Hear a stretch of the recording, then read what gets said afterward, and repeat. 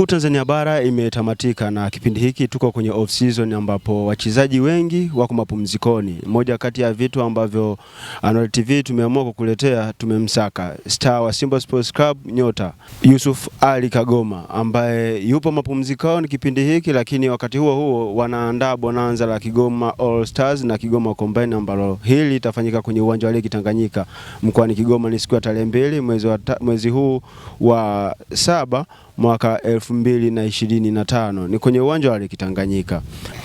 Sasa moja kwa moja tunaenda kuzungumza na Yusuf Ali Kagoma. Bwana, inakuaje? Poa poa. Msimu umemalizika wa Ligi Kuu Tanzania Bara, lakini watu wengi hawakuwa wametaraji kwamba wewe unaweza kuwa miongoni mwa wachezaji wa Simba ambao watakuwa ni kile kikosi cha kwanza. Kwanza hili wewe unalichukuliaje? Nafikiri ni jambo ambalo kwa upande wangu limekuwa ni zuri, kwa sababu kama unaenda sehemu watu hawaamini kama unaweza kufanya kitu afu inatokea unakuja unafanya kitu. Nafikiri watu wengi sana ni kama nimefanya surprise kwao. Lakini huenda labda wao ndo walikuwa hawaamini kama mimi naweza nikafanya vile, lakini mimi ndani ya nafsi yangu nilikuwa naamini kwamba naweza nikafanya vile. Na kwenye professional career, Simba Sports Club ni klabu yako ya ngapi kuichezea? Nafikiri 4. Tofauti iliyopo kati ya klabu ulizopita huko nyuma na Simba Sports Club ni ipi? Nafikiri tofauti, Simba ni timu kubwa.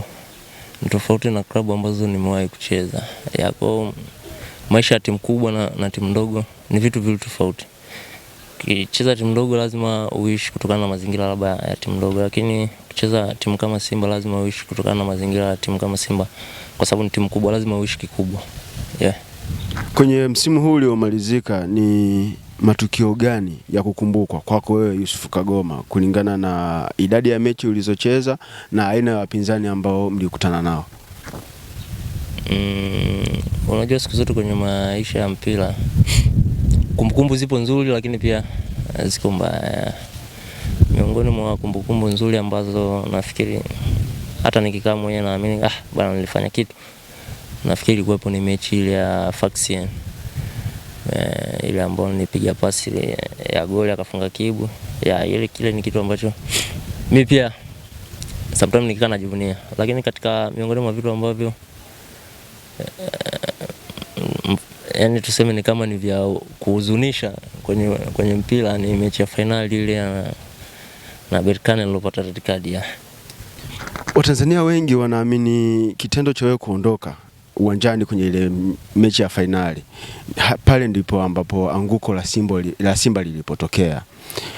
Unadhani ni kitu gani ambacho ulipaswa kukifanya zaidi ili kuikeep Simba safe wakati ukiwa uwanjani, kwa sababu tayari ulikuwa umeshaonyeshwa yellow card na yale mazingira yaliyotokea watu wanafahamu kabisa kuna wakati tempe na kwa juu? Ni kitu gani hasa kilitokea?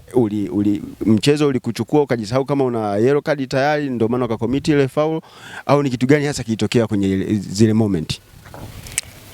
Unajua kitu ambacho kinatokea siku zote, labda mtu kupelekea labda kufanya kitu ambacho labda kinakuwepo ni kizuri au kinakuwepo sio kizuri, ni katika kuipambania timu. Nafikiri nilichokuwepo nafanya ni kujaribu kuifanya timu iwe salama. Lakini pia ni maamuzi ya muamuzi, kwa sababu yeye ndo mwenye maamuzi ya mwisho, kwa hiyo atakachoamua nakubaliana nacho. Mwingine nafikiri yeye ndo atakuwa anajua labda sababu ya kutoa red card ni nini. Hivi kitendo cha mchezo kupelekwa Zanzibar, kuna namna yoyote ile iliwaathiri na kupelekea kupata matokeo yale mlioyapata? Unaamini ni kwamba ingekuwa ni kwenye uwanja wa Benjamin Mkapa mngeweza kupata matokeo mazuri kuliko yale? Katika namna moja ama nyingine nafikiri iliwa confuse watu, na sio wachezaji labda hata mashabiki pia, kwa sababu wamezoea kuiona Simba ikicheza taifa. Kwa mechi kupelekwa Zanzibar nafikiri sio kitu kibaya, kwa sababu ni Tanzania pia, na kutokana na mazingira ya uwanja wa taifa ulikuwepo hauwezi kutumika. Kwa kupelekwa Zanzibar sidhani kama kikuwepo ni kitu kibaya, ni kitu kizuri pia. Ligi Kuu Tanzania Bara imetamatika na wanatajwa wachezaji wengi. Mmoja kati ya watu waliotajwa, Max Nzengeli, amesema kwake yeye Yusuf Kagoma ndio mchezaji bora wa msimu. Wewe unajisikiaje kwanza kwa statement hii kutoka kwa Max Nzengeli ambaye anachezea klabu ambayo in real sense ni opponent wa Simba? Hii kauli ina maana gani kwako? Ya, nafikiri ni kitu kikubwa kwa upande wangu, kwa sababu kama mtu kama Max kama anaweza kuona kile ambacho mimi ninachokifanya uwanjani, nafikiri ni kitu kikubwa, na mheshimu pia kwa sababu yeye pia ni mchezaji mzuri. Yeah. Wakati ambapo mnakuwa mnacheza kwenye zile dakika 90, kuna nyakati mmeenda mapumziko mkiwa nyuma. Sio michezo yote mlienda mnaongoza na si michezo yote mlienda mkiwa suluhu. Fadlugham Davis ni mtu wa aina gani? Pale mnapoingia kwenye dressing room wakati wa mapumziko timu ikiwa nyuma, huwa ni mtu wa aina gani? Fadlu ni kama mzazi. Unajua siku zote mzazi lazima aishi vizuri na mtoto wake. Lazima amwelekeze kitu ambacho kitakuja kuwa na faida baadaye. Ikitokea mpaka half time labda tunaenda vyumbani, labda tunaongoza au labda tunaongozwa, siku zote kauli yake tu huwa ni tunatakiwa kushinda mechi. Kwa hiyo tunatakiwa tufanye kila ambacho tunachoweza ili tuweze kushinda mechi. Mmoja kati ya makocha ambao umeishi nao na ni miongoni mwa makocha ambao wengi tulikuwa tunafahamu wanakuchukulia wewe kama mwanae ni Van der Ploeg. Unamzungumziaje huyu mwalimu?